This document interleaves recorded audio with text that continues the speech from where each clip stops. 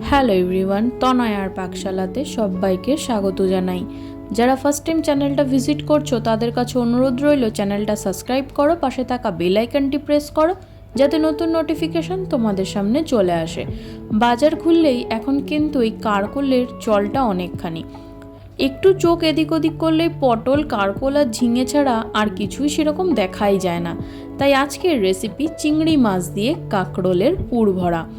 এর জন্য দেখো এখানে নিয়েছি টাটকা একদম কারকোল, যেগুলোকে কিন্তু আমরা মাঝখান থেকে এইভাবে দুটো খণ্ড করে কেটে নিয়েছি। কারকোলগুলো একদম কচি, যদি খুব বেশি পাকাও থাকে তাতেও কিন্তু কোনো অসুবিধা নেই। দেখো সেম প্রসেসে আবারও কেটে নিলাম। এইভাবে সম্পূর্ণ কারকোল কিন্তু আমরা কেটে রেখেছি।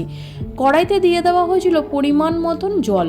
জলটা ফুটে উঠলে এর মধ্যে কোনো রকম নুন টুন কিচ্ছুই দেওয়া হয়নি, শুধুমাত্র কারকোলগুলোকে দিয়ে কিন্তু একটু ভাপিয়ে নিয়ে ভালো মতন সিদ্ধ করে নিতে হবে।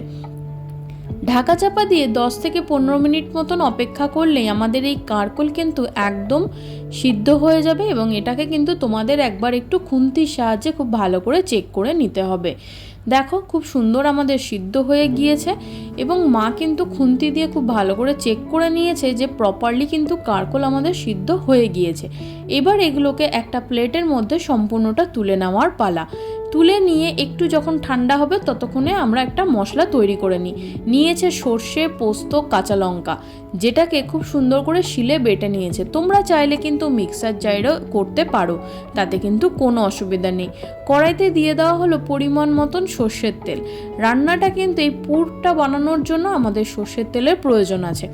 দেখো কারকোল আমাদের এখানে একদম ঠান্ডা হয়ে গিয়েছে। এবার চামচের পেছনে যে সাইডটা থাকে সেটা দিয়ে এই পুরের দেওয়ার জন্য না, কারকোলের ভেতরে যে দানাটা থাকবে সেটাকে আমাদের তুলে একটা খোল মতন বানিয়ে নিতে হবে।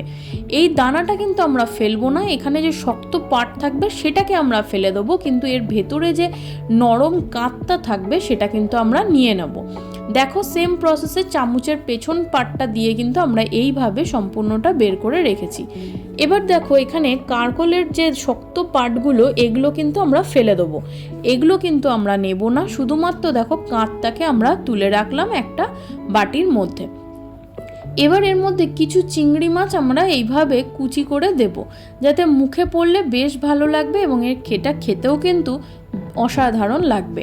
এর যে মাথাগুলো থাকবে সেগুলো কিন্তু আমরা বেটে এই বাটার মধ্যেই দিয়ে দেবো। দেখো এখানে চিংড়ি মাছগুলো সেই তেলের মধ্যে সম্পূর্ণটা দিয়ে দেওয়া হলো। এর মধ্যে প্রথম থেকে কোনো রকম নুন বা হলুদ কোনোটাই আমরা দিইনি। এবার যখন হালকা একটু গোল্ডেন ব্রাউন ভাজা হয়ে আসবে তখন সেই কাঁচা এবং পোস্ত, সর্ষে, কাঁচা লঙ্কা এবং এই চিংড়ি মাছের যে মাথাগুলো ছিল যেগুলোকে আমরা প্রথমে পেস্ট করে রেখেছিলাম সেগুলো আর তোমাদের দেখালাম না, দিয়েছিল পরিমাণ মতো নুন আর হলুদ দিয়ে খুব ভালো করে কিন্তু আমাদের এই পুরটাকে কষিয়ে ভাজা ভাজা করে নিতে হবে।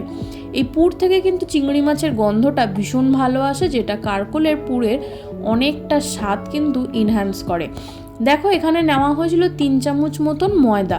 তোমরা চাইলে ময়দা বা কর্নফ্লাওয়ার দুটোকে কিন্তু অ্যাটাচ করেও করতে পারো।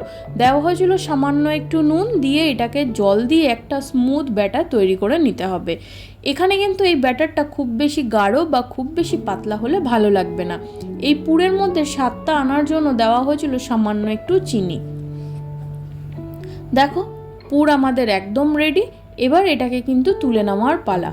এবার এটাকে একটা প্লেটে রেখে খুব ভালো করে ঠান্ডা হওয়ার জন্য অপেক্ষা করলো। ততক্ষণে দেখো কড়াইতে দিয়ে দেওয়া হয়েছিল পরিমাণ মতন সাদা তেল। এই পুর ভাজার জন্য কিন্তু আমাদের সাদা তেলের প্রয়োজন আছে, তোমরা চাইলে কিন্তু সর্ষের তেলেও করতে পারো।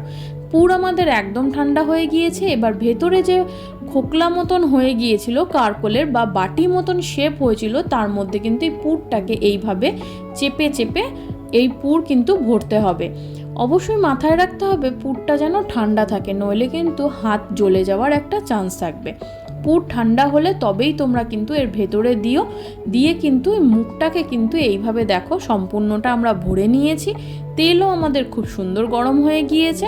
ততক্ষণে কিন্তু আমরা কিন্তু এটাকে এই যে ময়দার ব্যাটারটা বানিয়েছিলাম তার মধ্যে কিন্তু ডিপ করব।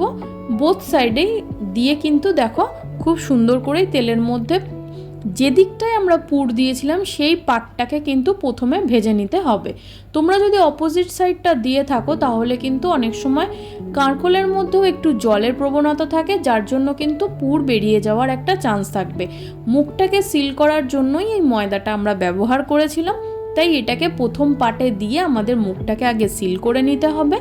দেন তারপর কিন্তু ভালো মতন ভাজা হয়ে গেলে তারপর এর যে বডি পার্টটা আছে সেটাকে কিন্তু আমাদের ভেজে তুলে নিতে হবে। দেখো মিডিয়াম আঁচে রেখে কিন্তু খুব আস্তে ধীরে কিন্তু এটাকে আমাদের ভাজতে হবে। তোমরা যদি প্রথমেই খুব হাই ফ্লেমে ভেজে ফেলো তাহলে ওপর থেকে খুব ভালো ভাজা হবে, কিন্তু ভেতর থেকে কিন্তু সেরকম একটা ক্রাঞ্চিনেস বা জুসিনেসটা কিন্তু আসবে না।